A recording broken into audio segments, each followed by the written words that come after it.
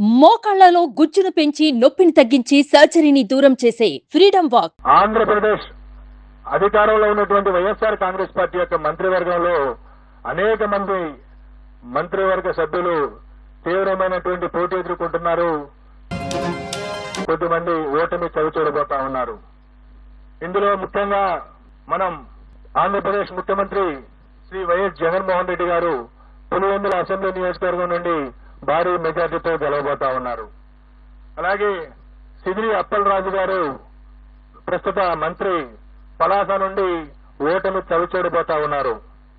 అలాగే ధర్మాన ప్రసాదరావు గారు శ్రీకాకుళం అసెంబ్లీ నియోజకవర్గం నుండి వారు గట్టి పోటీ ఎదుర్కోబోతున్నారు.